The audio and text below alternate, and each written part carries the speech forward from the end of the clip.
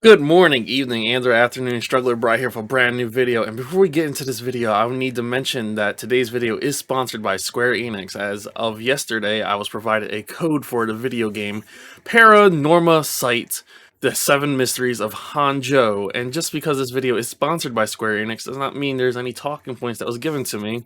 And most of these opinions that I am presenting in this video is 100% raw from my live stream of the game as a first time player of the game, newly experiencing of the game, and or newly experienced experience of the game.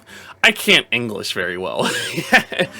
But so let me get down to it. Today's video is sponsored, but it does not it does not justify or dictate my opinions in any way. Square Enix, once again, thank you for the code for the game and allowing me to play the game and share it with my community.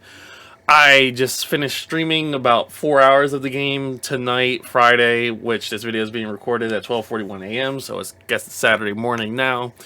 And I just want to talk about how I think this game, Paranorma Sight, The 7 Mysteries of Hanzhou, huge name or huge title, is actually a hidden gem that's getting kind of overlooked by every other release that's going on right now, and Square Enix should be really proud of the game that they cooked up with it.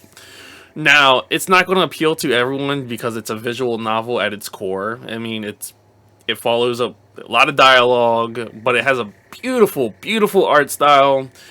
It focuses in on a Japanese-themed horror story based off of Japanese folklore and all kinds of, like, high fantasy mystery going on with it. And ultimately, like, as I was playing this game, I mean, I wanted to play more, you know?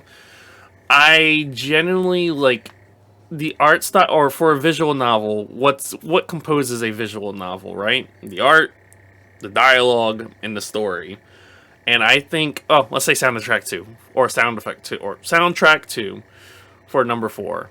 And I think this game hits all 4 on the nose. Because, like, oh my gosh. I mean, as I was playing it, I really hope my Dragon Ball Z Budokai music wasn't getting caught on all that. It wasn't great. No, it's not. I'm just double checking because I hear the music playing and I'm listening to Dragon Ball music. Paranormal Sight is something that I genuinely went into completely blind, and I walked away thinking it's probably going to be one of my favorite games from this year, just because it's a beautifully like put together game.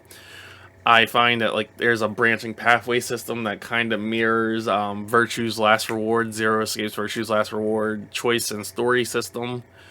And ultimately, I think like if you give this game a chance without any spoilers, I'm not going to go into the story too much on stream because I don't want to spoil a visual novel because it's kind of a big part of its content.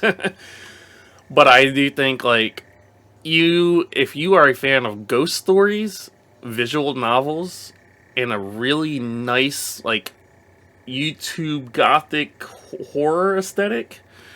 I mean, this like it's so original, and then there's moments in the game that kind of transcends the game.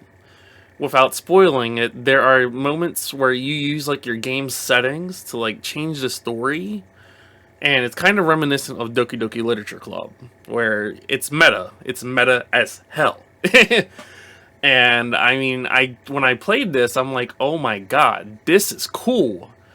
And I don't want to spoil it because the game just released on March 8th, and it's currently 10% off on all platforms that it released on, which is the Switch, Android, and PC. But I definitely think this game is like a sleeper hit for Square Enix that I wish they would have like really put out more, because I think there's a story there that a lot of people will be able to get themselves engrossed in. The soundtrack is fantastic. The visuals, the art style is also fantastic. And I mean, I'm in love with the characters. Like, the characters have been really fun to like mess around with. And ultimately, I think this game is definitely something that if you're a visual novel player and or fan, absolutely check it out. As a fan of the Zero Escape games myself, I walked away like, whoa, I want to play more. You know, where's my controller at? It's time to play more. I just hit myself in the head. But if you want to catch my experience live on stream, I have a VOD available on twitch.tv/strugglerbri. but I kind of just wanted to sit down and record these thoughts because I do want to provide long-term content for this game. Just because I think it's a really neat experience. I'll probably drop a short or two of some of the jump scares that I experienced because faint of heart, me. But if you're definitely terrified of horror, it's not that bad. It's mainly a ghost story. The visuals haven't gotten too intensive for me yet. But it does have it.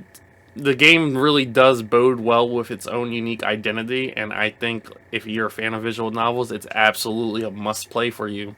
And once again, this video is sponsored by Square Enix. I can't stress it enough that while this video is sponsored by Square Enix, these are my genuine and honest thoughts regarding the game. If you have any questions about it, feel free to drop a comment below, and if you like this video, feel free to drop a like, comment, and subscribe for more content.